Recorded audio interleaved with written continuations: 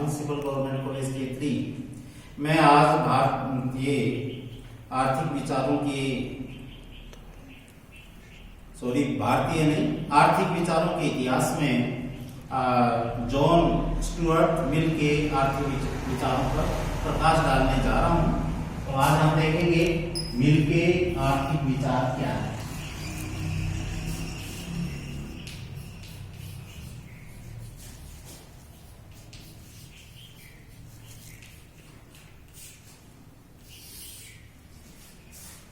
अर्थशास्त्र में John Stuart Mill का एक महत्वपूर्ण स्थान है और इनके आर्थिक विचारों में सबसे पहले हम मांग और पूर्ति के नियम के बारे में हम विचार विमर्श करेंगे। मिल ने कहा है कि ये सत्य है कि मांग और पूर्ति में परिवर्तन हो जाने से मूल्य में परिवर्तन होता है, परंतु ये भी सत्य है कि मूल्य में परिवर्तन हो जाने से मांग व पूर्ति में भी परिवर्तन हो जाता है। मूल्य उस सीमा पर निर्धारित होता है जहां पर मांग और पूर्ति एक दूसरे के बराबर हो जाती है और किसी भी वस्तु का मूल्य इसी बिंदु के चारों ओर चक्कर काटता है। इस प्रकार मिल ने मूल्य सिद्धांत में साम्य के विचार का उल्लेख करके अर्थशास्त्र में एक नवीन सिद्धांत का प्रतिपादन किया है। मिल ने मूल्य को 2 भागों में बांटा है, सामान्य मूल्य तथा बाजार मूल्य। सामान्य मूल्य से उनका अभिप्राय वस्तु की उत्पादन लागत से था। वे कहते हैं कि किसी वस्तु का सामान्य मूल्य उत्पादन लागत के बराबर होता है। जिस मूल्य पर किसी वस्तु का किसी समय विशेष पर क्रय विक्रय होता है वह उसका बाजार मूल्य कहलाता है। इस दृष्टि से सामान्य मूल्य तो निश्चित होता है, परंतु बाजार मूल्य अनिश्चित होता है, उसमें उतार चढ़ाव आते रहते हैं। बाजार मूल्य के सामान्य मूल्य से कम या अधिक होने की प्रवृत्ति थोड़े समय तक रहती है और दीर्घ काल में वह सामान्य मूल्य के बराबर हो जाता है। तो इस प्रकार से मिल ने मांग और पूर्ति के नियम के बारे में बात की। दूसरा उनका सिद्धांत है मजदूरी का सिद्धांत। मजदूरी के सिद्धांत में जो परंपरावादी अर्थशास्त्री कि किस तरीके से मजदूरी की दर का निर्धारण होता है, जीवन निर्वाह स्तर की जो मजदूरी है उसके बारे में उन्होंने चर्चा की है, अपने सिद्धांत प्रतिपादित किए हैं, उसका प्रोफेसर मिल ने समर्थन किया है। मिल ने मजदूरी से संबंधित परंपरावादी सिद्धांतों का समर्थन किया है। मजदूरी के संबंध में 2 सिद्धांत हैं। फर्स्ट है मजदूरी कोष सिद्धांत और सेकंड है जीवन निर्वाह सिद्धांत। मजदूरी कोष सिद्धांत बताता है कि मजदूरी का निर्धारण श्रमिकों की मांग व पूर्ति द्वारा निर्धारित होती है। जहां तक श्रमिकों की पूर्ति का प्रश्न है, यह उनकी जनसंख्या द्वारा निर्धारित होती है। श्रमिकों की मांग पूंजी के उस कोष के आधार पर निर्भर करती है जो मालिकों द्वारा मजदूरी का भुगतान करने के लिए रखा जाता है। अर्थात मजदूरी की दर यदि हम ज्ञात करना चाहते हैं तो मजदूरी कोष में यदि हम श्रमिकों की संख्या का भाग दे देते हैं तो हमारे पास मजदूरी की दर आ जाती है। इस नियम का समर्थन करते हुए मिल ने लिखा है कि मजदूरी पूंजी के कोष और मजदूरी के संख्या के अनुपात पर निर्भर होती है। अर्थात कि मजदूरों के लिए कितना पूंजी कोष है, मजदूरों की संख्या क्या है, उसके अनुपात पर निर्भर करता है। अतः मिल आदि अर्थशास्त्रियों का मत था कि मजदूरी केवल 2 तरीकों से बढ़ाई जाती है, मजदूरी कोष को बढ़ाकर या श्रमिकों की संख्या को नियंत्रित करके।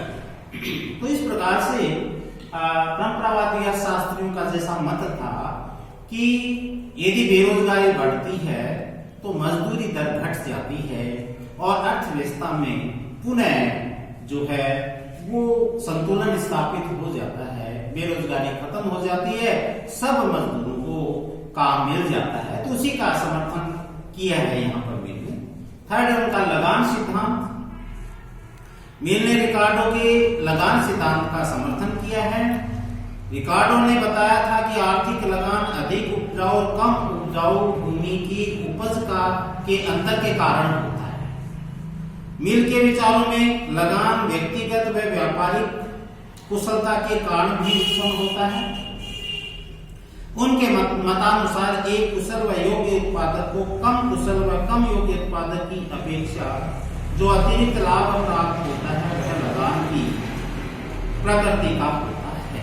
तो यहाँ पर योग्यता का उन्होंने सवाल उठाया है कि ज्यादा योग्य को ज्यादा मजदूरी मिलेगी, कम योग्य को कम मजदूरी मिलेगी, और उस मजदूरी का जो अंतर है वही लगान होता है।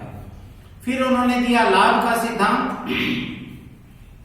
मिल ने लाभ को ब्याज से पृथक नहीं किया, किंतु उन्होंने इस बात को माना है कि साधारणतः लाभ की दर ब्याज की दर से अधिक होती है। मिल ने लाभ को पूंजी के विनियोग के कारण प्राप्त होने वाली शुद्ध आय माना है। ये पूंजीपतियों को मिलने वाला अतिरेक है, जिसमें जोखिम, निपुणता व उपभोग स्थगन आदि का पुरस्कार भी शामिल होता है। मिल ने लाभ को दो चीजों पर आधारित माना, श्रम की उत्पादन शक्ति तथा उत्पादकता की राशि जो श्रमिकों की सहायता के लिए लगाई गई हो। किंतु मिल ने लाभ का वास्तविक कारण इस तथ्य को माना कि श्रमिक अपनी आवश्यकता से अधिक उत्पादन करते हैं। मिल ने रिकार्डो के इस निष्कर्ष को स्वीकार किया कि लाभ की दर मजदूरी पर निर्भर करती है। मजदूरी के कम होने पर लाभ बढ़ता है और मजदूरी के अधिक होने पर लाभ घटता है। उसके अनुसार लाभ की दर दो बातों पर निर्भर करती हैं, संचय करने की तीव्र इच्छा और पूंजी की सुरक्षा। फिफ्थ है पूंजी का अर्थ एवं महत्व।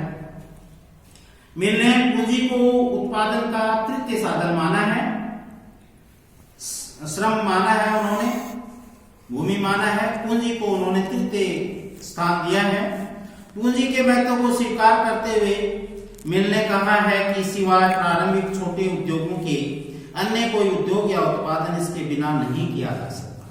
पूंजी या धन को परिभाषित करते हुए उन्होंने चार बातें बताई।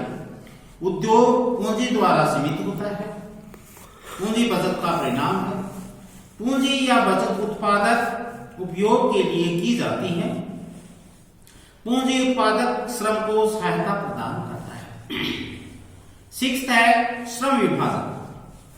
मिल के मतानुसार श्रम विभाजन का क्षेत्र बाजार के विस्तार और रोजगार की प्रकृति पर निर्भर करता है, जिसमें अनेक बातें सम्मिलित होती हैं, जैसे कम जनसंख्या, निर्धनता, सड़कों व जल यातायात की कमी तथा श्रम संगठन का अभाव आदि।